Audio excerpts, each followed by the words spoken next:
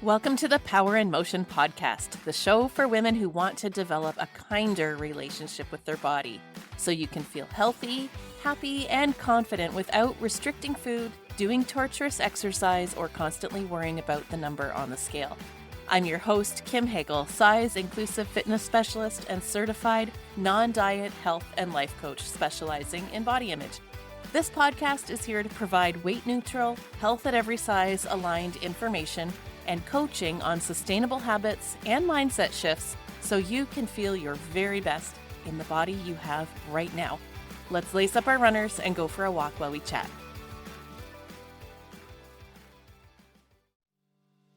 Hey, friend! Before we get into this week's episode, I want to take just a minute to let you know about an exciting new offer I created just for you to help you simplify wellness and create sustainable health habits without having to follow rules, avoid foods, participate in strict workouts, or use even a little bit of willpower.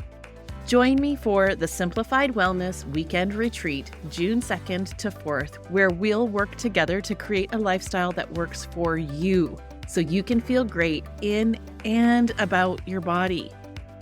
Consider this your diet culture detox, the last detox you'll ever do. During this 3-day virtual retreat, you'll learn how to define health on your terms, set health goals that matter to you, and create health habits that actually stick. Yes, we'll be talking about eating and exercise, but we'll also go way beyond that so that you can feel your best physically, mentally, and emotionally. We'll even dive into body image so that you can learn to accept your body even if you don't love how it looks. It's going to be a value-packed weekend full of learning, community, coaching, and growth. Priced at just $97, my goal is that you never pay for another wellness plan or program again. This retreat will equip you to trust yourself to be the expert of your body. I can't wait to see you there. Check out the link in the show notes for all of the details.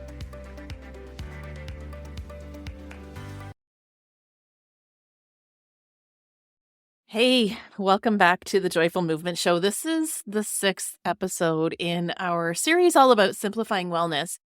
And we've been talking over the last few episodes about what it is that contributes to it feeling so hard to pursue health and wellness, even when we're so committed to it.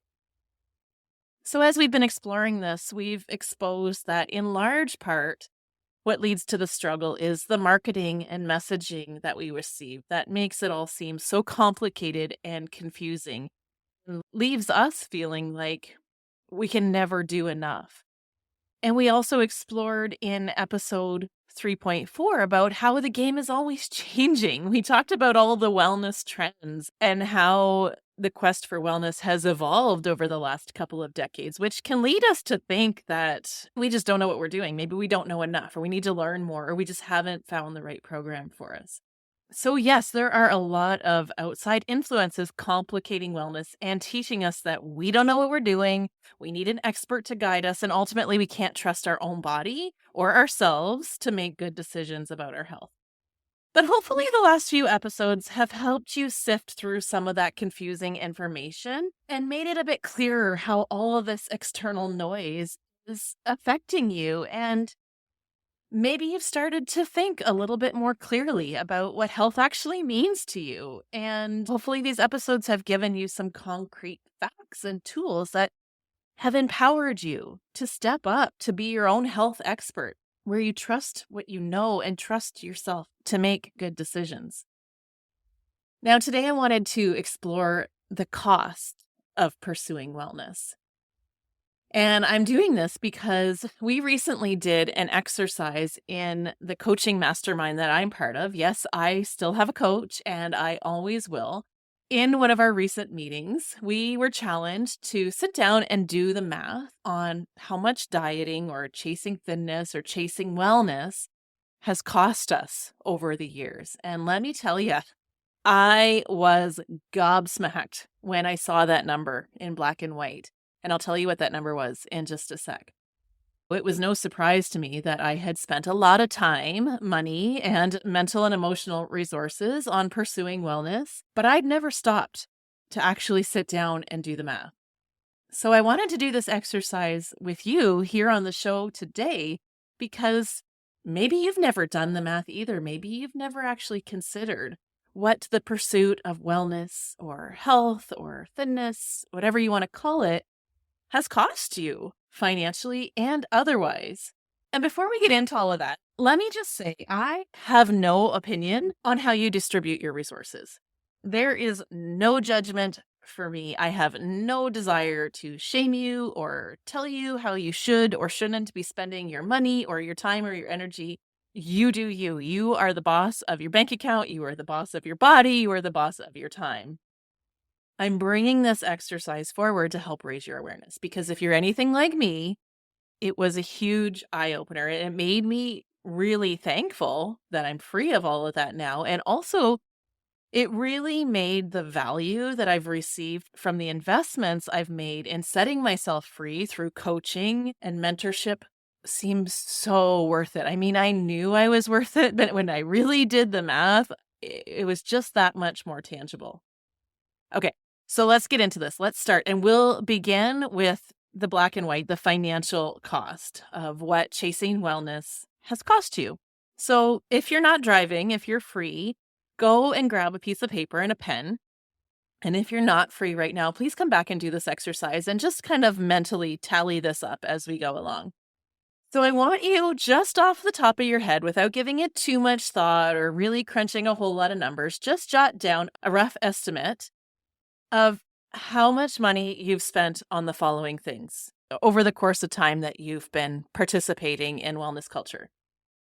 So first, how much money have you spent on actual diets like Weight Watchers, Jenny Craig, or other such programs where you pay someone to tell you how to eat and perhaps they weigh you and check in with you and give you counseling or guidance on your eating habits? How much have you spent on actual diets? What about cleanses, detoxes, or shake systems? Either ones that you have bought or even DIY cleanses or juice cleanses, the juicer itself, all of the fancy ingredients that you've purchased to do your own cleanses. What about challenges? Whether that's Beachbody or some other 12-week or 6-week weight loss program or, get summer ready program or new year, new you kind of thing. How much have you spent on those? What about things like elimination diets or not a diet lifestyles like keto, paleo, clean eating? Now, for those, there might not be a program cost, but what was the cost of the special food you were eating? I mean, I certainly look back to myself when I was following those particular lifestyles, AKA diets in disguise. And I know that my grocery bill was a whole lot higher when I was following certain food rules because I was buying more organic, specialized food products like superfoods and things like that that cost a whole lot more. What about things like gym memberships, equipment, maybe to set up your home gym or special workout clothes or shoes, personal trainers, training programs or apps that you've purchased that tell you how to work out, races that you've signed up for? And again, not to say that you're spending money in the wrong way, but just add it up. Just add it up so it's clear. What about things like weight loss drugs, like Ozempic or the like? Maybe you've never actually purchased these things yet, but you've considered it and you're already doing the math on how much these things cost and could you afford to do it for the rest of your life? Or maybe there's less tangible things, but also were a cost of chasing wellness, chasing thinness, things like clothing. When you change sizes frequently and have to keep investing in a new wardrobe. And I know I did this weird thing where when I was in a smaller body, I would spend more money on clothing. I would allow myself to buy more expensive clothing because I felt like I deserved it more. What about things like supplements, vitamins, even personal care and home products? Like when I was in my health obsessed days, I was taking a load of vitamins, lots of different supplements. And then I was also buying things like oils, and all of my soaps and shampoos had to be clean and organic. And what I cleaned my house with had to be clean and organic. all those things really added up, and they were all coming from the same mentality of like, everything has to be healthy. So take a moment, pause this podcast for a second, take a moment and run the numbers. Do a rough estimate of what all of those things have cost you over the years. And when you come back, when you hit unpause, you'll hear my number, which is $12,400. And I know that's a low ball because I did the math quick. And I'm sure if I went back and really analyzed it, I know it would be a whole lot more. And that was over about 4 years that I was really living this way and chasing thinness, chasing health. That's over $3,000 a year. Now, that's not to say that all that money was misspent. And I certainly do still purchase some of those things. I still take some supplements. I still pay for a gym membership. So I'm not saying all that purchasing was bad, but I was buying more than I can afford in my quest for wellness. And that's just the dollars and cents. There was most definitely a mental, emotional, and social cost as well. I've shared some examples with you about that in various episodes in the past, such as missing out on social situations or being hyper vigilant about reading ingredient labels, customizing menu items to suit my dietary needs. I'll tell you a story about going out for an anniversary dinner with my ex-husband. I believe it was our 10th anniversary, so it was a big deal. It was a big celebration. And at that time, I was on the Whole30 program, so I couldn't have even a taste of any grains, no rice, no potatoes, no sugar, no alcohol. It was very, very strict. And we went out for this dinner. And I ordered, I forget what meat, probably chicken, broiled chicken with some seasoning on it. And then I customized my side dishes to make sure that they suited me because I'm pretty sure it was served with rice or some other grain that I wasn't allowed to have. So I ordered sweet potato fries because sweet potatoes are allowed on the Whole30 diet. And then a side of seasonal vegetables. I didn't order a glass of wine, even though I really wanted one. But I felt really proud that I was sticking to my program while I was out celebrating this dinner. I was like, look at me, got the best of both worlds. I'm celebrating and I'm sticking to my plan. Well, imagine my dismay when they brought my plate and I had forgot to think about how sweet potato fries are coated in a light batter. And I nearly broke down and cried at my 10th anniversary dinner because there was a light coating of flour on my sweet potatoes. And it went on to ruin the whole night. I was so upset. I was hungry then because I could only eat my chicken and my vegetables. I didn't have enough to eat. So I was hungry. I was mad that I wasn't full.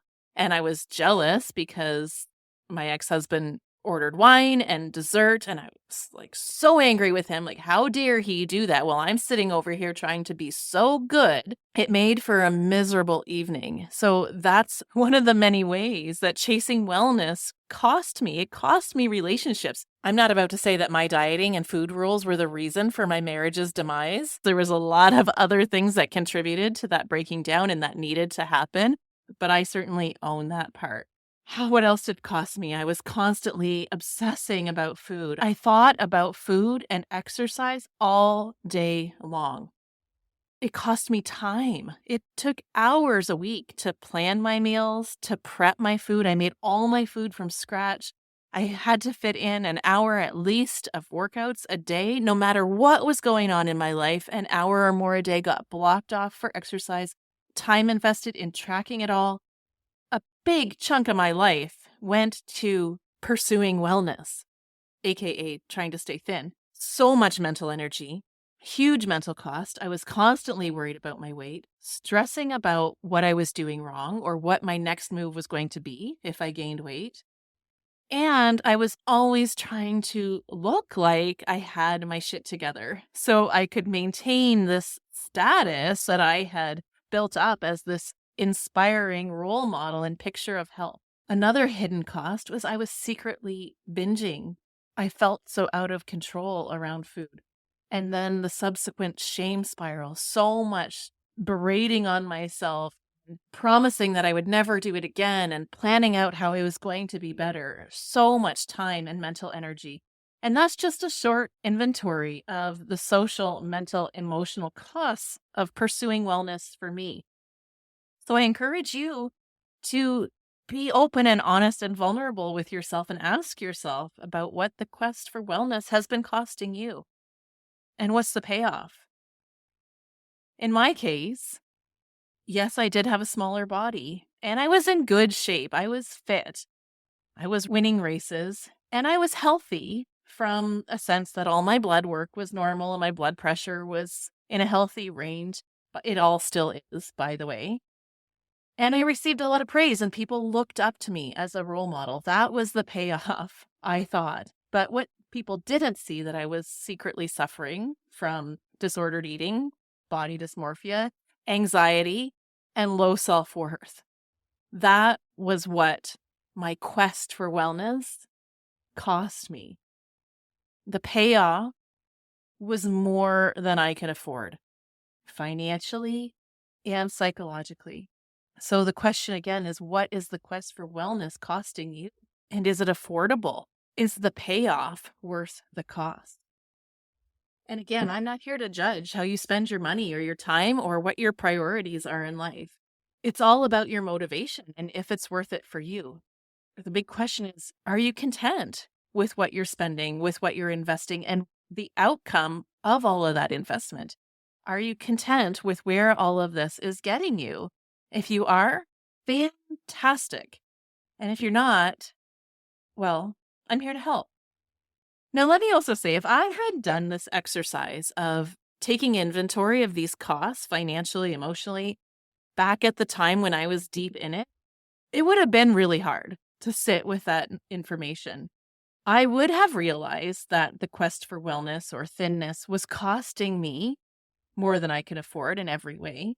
And I would have felt a lot of shame about that because I would have identified that that was taking resources from my family, that was impacting my relationships, that wasn't allowing me to be present, that wasn't even healthy.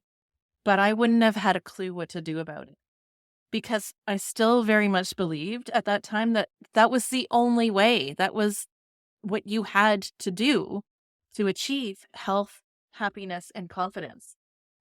In fact, I'm pretty sure at the time I was aware that this behavior was problematic, but I didn't see that there was a way out. I knew that what I was doing wasn't working. I wasn't healthy. I wasn't happy. I wasn't confident, but I didn't know that another reality was possible. I didn't know that it was possible to feel confident in my body and trust my decisions about my health and trust that I was on the right track without tracking my weight. I didn't know that I could eat all the foods, that I could move in ways that I enjoyed and not stress about it, whether it was right or not. It wasn't until I happened across a podcast like this one that I even knew that that reality was a possibility.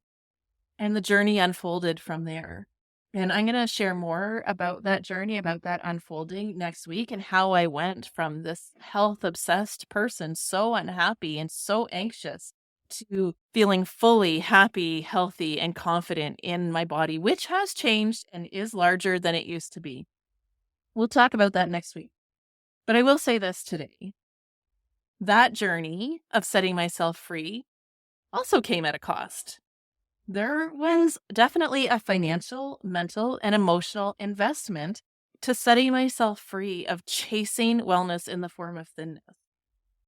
I did invest in coaching programs, and the financial cost definitely was significant. It took time, it took commitment, it took work on my part. There was a mental and emotional investment as well. Now, the investment wasn't nearly as high as the amount of money or the amount of time and energy I invested in diet culture, but it was still significant. And I'm so okay with that. Let me talk you through how it is that I'm okay with that, how it is that I feel so good about the time, money, and energy I've spent in investing in setting myself free from diet culture and how I justified that expense when I had already spent so much on things that didn't work. I want to do a little money coaching with you here now. And I want to do this because I know that investing in coaching, investing in setting yourself free from diet culture, whether the cost of the program is $100 or $10,000, doesn't seem to matter the amount of money. People will still cite money as the block to stepping off of that roller coaster and saying yes to themselves. And I get it. It's super scary and it's unknown. Like I said, even though I'd spent thousands on wellness and knew it wasn't working for me, I hesitated at the thought of investing in support to get out of it. So I was right there where you were. So let's just talk about it and take the power out of it, because money is just a circumstance. Circumstances are neutral. So let's explore how we're thinking about money that might be contributing to us feeling blocked about choosing to spend that money on setting ourselves free from this quest for wellness that we know isn't working. Now, before we really get into the money coaching, I want to just check my privilege and say that I know that for lots of people, being able to invest in themselves in a coaching program of any price point is just not possible. When decisions are being made about whether you buy food or pay your rent this month, that's a real issue. And there are lots of people who do face that kind of financial insecurity. And for that reason, that's exactly why I'm committed to providing so much valuable content through the podcast and my email list and social media channels so that people can get the help that they need for free. And also, lots of us say that we can't afford something and we're playing tricks with ourselves. Let's pretend that you have looked at a program. You've considered joining maybe a course or a group program. You've considered hitting the book a consultation button to chat about one-on-one coaching. Or maybe you've had the consultation and gotten as far as finding out the cost of it. And then hearing that cost trips you up and you think, ooh, it's too much. I just can't do it. It's too much money to spend. Let me ask you a really tough question. If the money that you needed to fund that program was sitting on the table in front of you in dollar bills right there in plain sight right now, would it be an easy yes? Yes, you earned that money. Yes, it's yours. It's not just free money that fell out of the sky. It's yours, but it's there and it's available. It's not accounted for anything else. You can spend it on this without hesitation. Would you?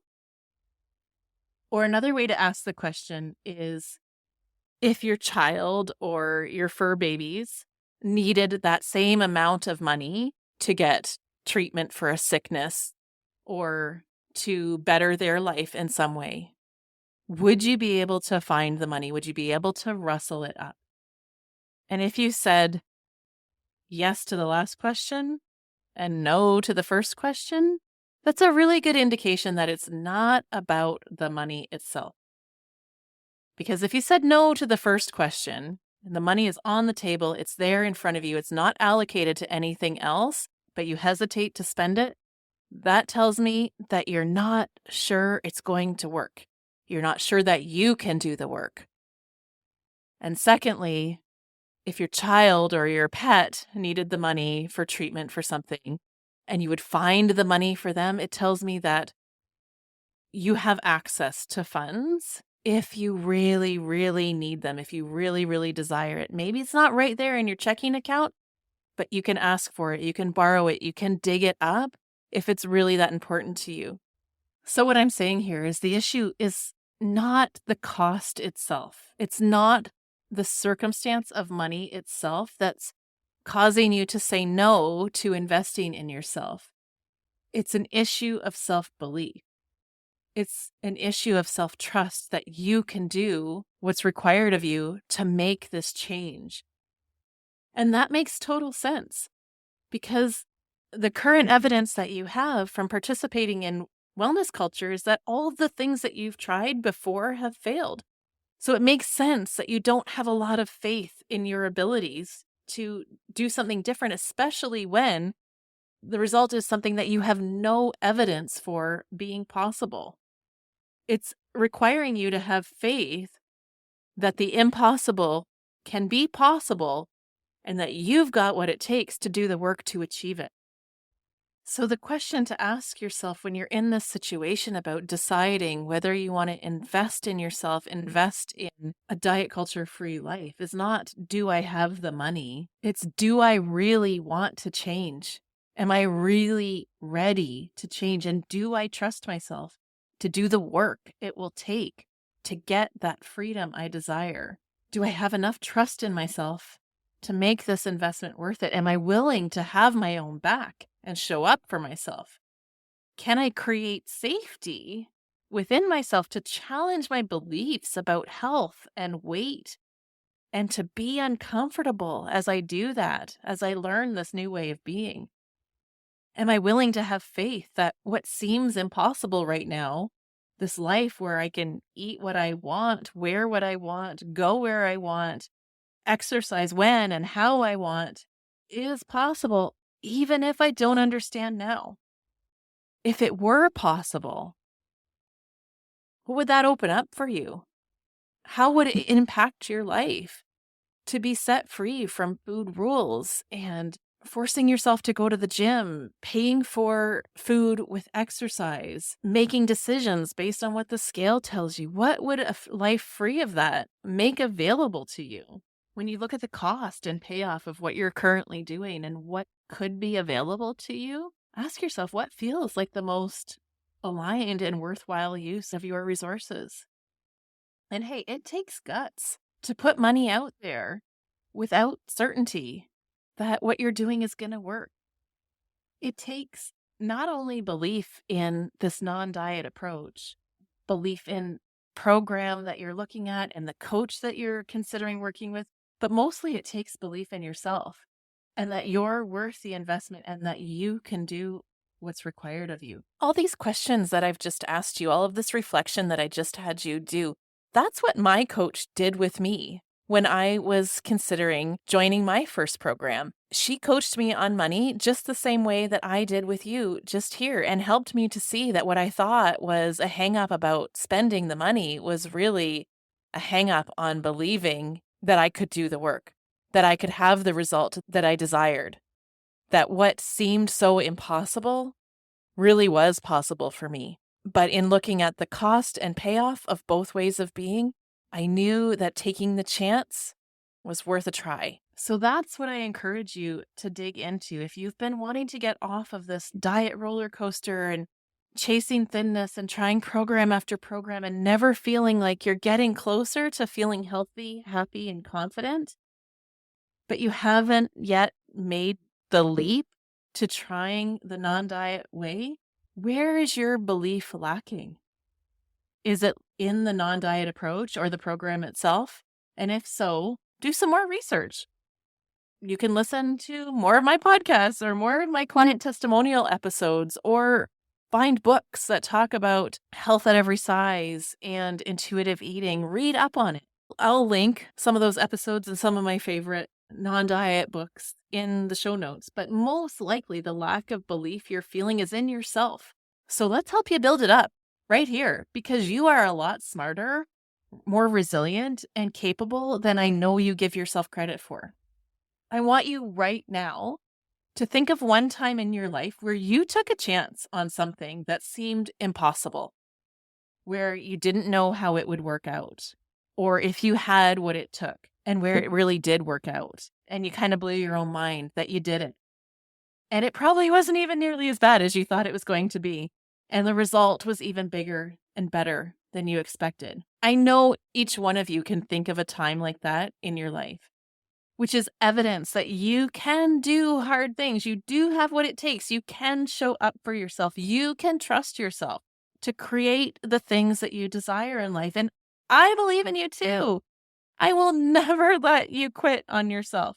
So if you have even just a micron of belief in yourself and you want to embrace this life, please give me a shout. book a free consultation with me and we'll talk about what it would look like to move from where you are now, struggling, obsessed, unsure of yourself, not having a clue how to feel healthy, happy, and confident if you're not living by a set of rules, to totally free from that, to complete body trust, confidence at any size, body acceptance. This is all available for you, and I can show you the path from A to B when we chat on your consultation. And then you can decide. You can decide if that's something you want to say yes to. All it takes is believing that what seems impossible is possible and that you have what it takes to get there. Okay, that's it for today. I'm going to see you back here next week where we'll talk about how I made that shift from A to B so that maybe you can see a little bit more how you go from what seems impossible to it being possible. Until then, I hope that you have a great week with some joyful movement in there.